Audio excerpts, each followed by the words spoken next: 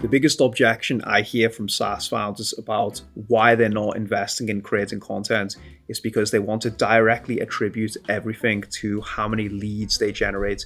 And if this is your mindset when it comes to creating content, trust me, it's going to fall short because your content is going to suck. You're going to be focused so much on selling, and ultimately that's just not how modern content consumption works. You need to be leading with value. But ultimately, I understand the objection, right? You give inputs to something and you want to see outputs. You want to know that you're not just pursuing something blind faith. So in this video, I'm going to break down 6 metrics or KPIs that anyone who is starting to invest in content can track. And these will help you tie some tangible results to the process of creating content. So number 1 is tracking the consumption of your content. And the best way to do this is by asking prospects during the sales process, have you consumed our content before? Because the worst case scenario is you strengthen your positioning as a thought leader around your subject matter expertise, because if they then go off to consume your content, it's likely that that will help nudge them over the finish line. So it's very difficult to directly attribute any marketing activity these days because of how complex the buyer journey is. You're seeing meta ads, Google, you're speaking to your peers in Slack, but by asking prospects if they've consumed your content before, this is a really good way to start to continuously have faith in the process, because the likelihood is that a lot of them have consumed your content before they've reached out to you. And if they have, then you know you need to produce more content assets consistently. Number 2 is by tracking just overall engagement. Now, I know things like impressions and likes on posts, they can be vanity metrics, but the way modern sophisticated sales technology is set up these days, these can all be leveraged as buying intent signals, or at least help improve the effectiveness and the efficiency of your ABM or outbound strategy. So if you are creating content and you're pulling in a lot of engagement, ultimately these signals can then be used to increase your success rate when you reach out to people directly. So yes, engagements as a standalone metric can be a bit fluffy, but ultimately what you're trying to do is build as many signals and triggers as possible so that when you do reach out to people, you know they're more receptive to your outreach. This is improving the efficiency of your sales organization as well as your close rate, which is a win-win. The third thing to pay attention to is inbound DMs. Now, these won't always necessarily be direct leads or sales opportunities, but when you start creating really strong content, you're going to generate a ton of opportunity.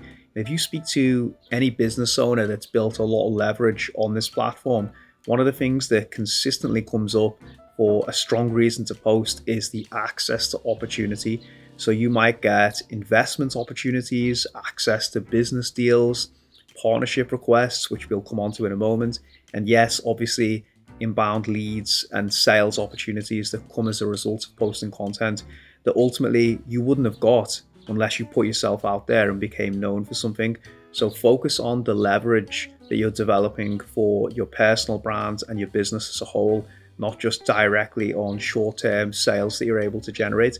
And you're going to see a lot of really interesting opportunities come up via DMs, so pay real close attention to them. The fourth reason is partnership opportunities.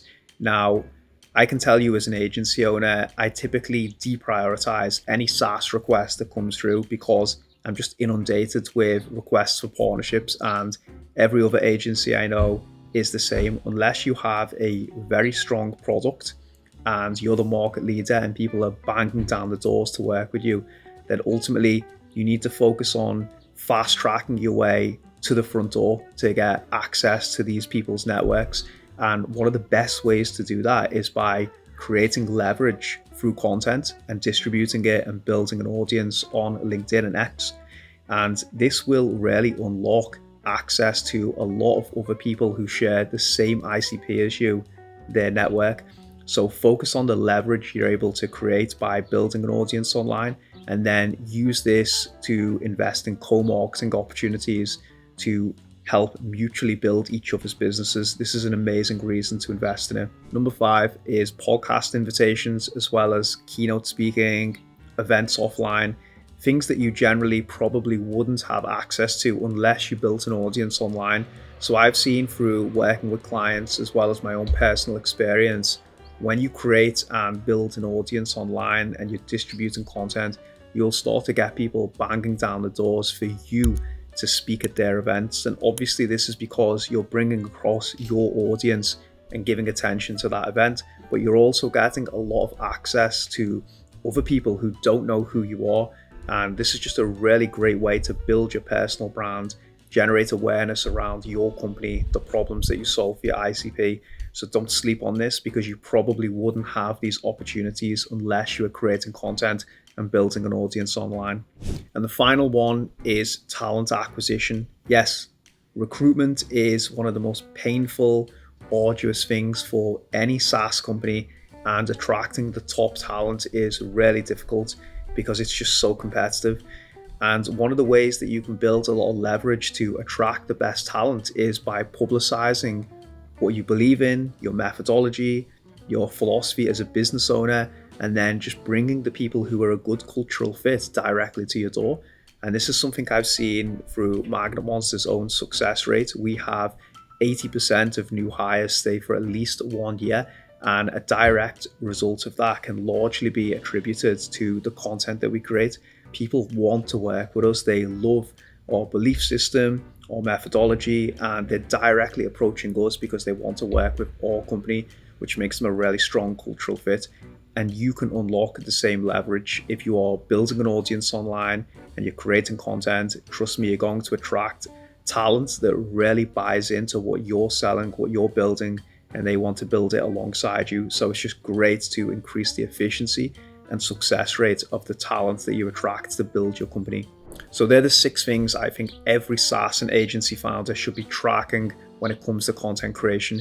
If you're just stuck measuring things directly from leads and sales opportunities, then you're not going to get the most out of content and unlock the true leverage that it provides to your company. So yes, generating net new business is always the primary reason to invest in any marketing channel.